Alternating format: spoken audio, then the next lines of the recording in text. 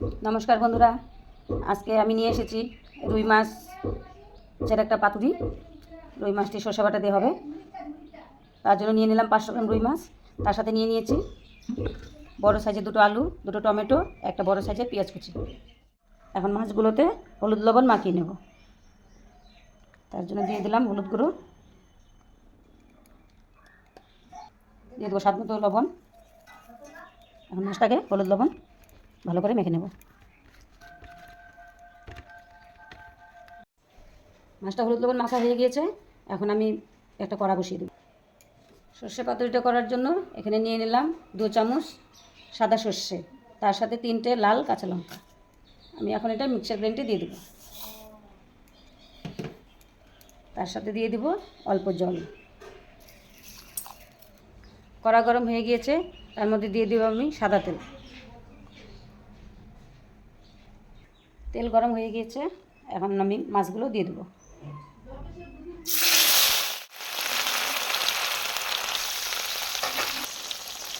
মাছটা এখন উল্টে দেবো, দেখবো একটু ভাজা হয়েছে কি না।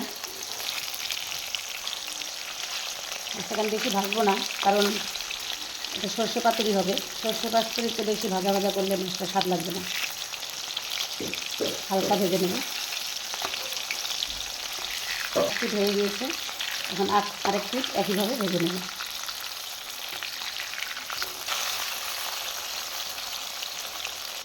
মাছটা ভাজা হয়ে গিয়েছে, এখন নামিয়ে নেব।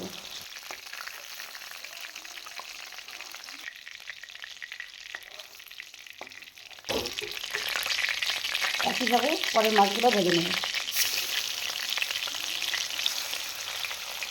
নামিয়ে নেব। এখন আমি আলুগুলো ভেজে নেব। দিয়ে দেবো অল্প হলুদ গুঁড়ো, দিয়ে দেবো অল্প লবণ। কিছুক্ষণের জন্য মিডিয়াম আছে আলুটা ভেজে নেব। আলুটা লাল লাল করে ভাজা হয়ে গিয়েছে, এখন নামিয়ে নেব। এই তেলের মধ্যেই এখন আমি দিয়ে দেবো কালো জিরে, দিয়ে দেবো পেঁয়াজ কুচি। পেঁয়াজটাকে কিছুক্ষণের জন্য লাল লাল করে ভেজে নেব, বেশি ভাজার দরকার নেই, ভেজে নেব। পেঁয়াজটা লাল লাল করে ভাজা হয়ে গিয়েছে, এর মধ্যে দিয়ে দেবো আমি টমেটো।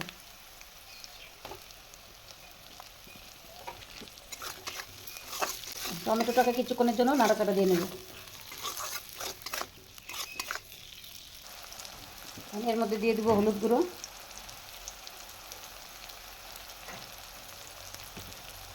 দেবো লাল লঙ্কার গুঁড়ো, দিয়ে দেবো স্বাদ মতো লবণ,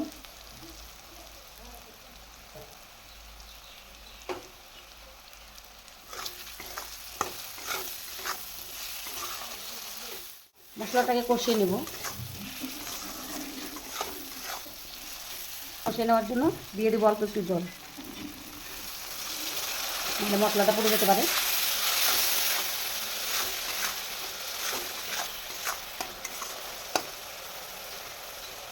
মশলাটা কষানো হয়ে গিয়েছে, দেখুন তেল ছেড়ে দিয়েছে। এখন এর মধ্যে দিয়ে দেবো আগে থেকে ভেজে রাখা আলু।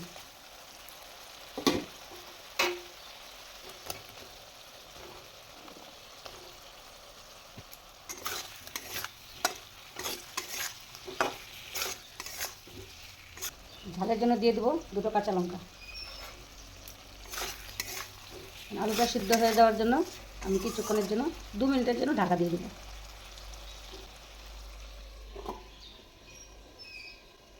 গ্যাসটা মিডিয়াম আঁচে করে দিলাম। 2 মিনিট হয়ে গিয়েছে, ঢাকাটা উঠিয়ে নেব। দেখুন আলুটা বেশ সিদ্ধ হয়ে গিয়েছে। তাহলে এর মধ্যে দিয়ে দেবো আগে থেকে বেটে রাখা সর্ষে।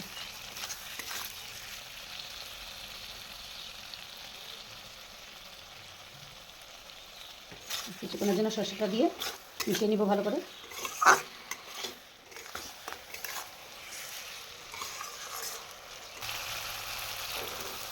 মিশানো হয়ে গিয়েছে, কারণ সর্ষেটা দিয়ে আমি বেশি কষাবো না, কারণ সর্ষেটা দিয়ে বেশি কষালে তিতে হয়ে যেতে পারে। এই জন্য এর মধ্যে আমি দিয়ে দেবো জল। বাটিটা ধুয়ে দিয়ে দিলাম।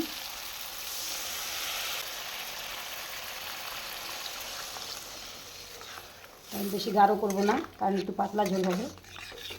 পাতলা ঝোল হলে বেশ খেতে বেশ মজা লাগে।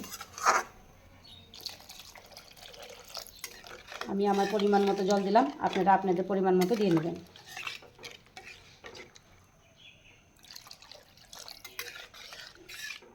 কিছুক্ষণের জন্য জলটা জাল করে নেব, ঝোলটা জাল হয়ে যাবে। ফুটে গিয়েছে, এর মধ্যে এখন দিয়ে দেবো মাছ।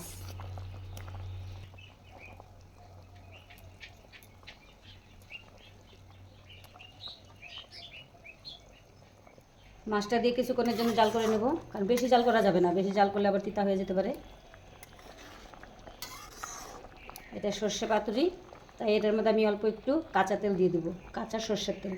কারণ আমি যে নাকি সাদা তেলে রান্নাটা করেছি, একটু সর্ষের তেল দিলে বেশ খেতে মজা লাগে।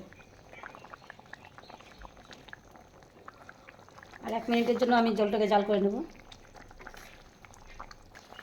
ঝোলটা হয়ে গিয়েছে, এখন আমি এর মধ্যে দিয়ে দেবো ধনিয়া পাতা কুচি।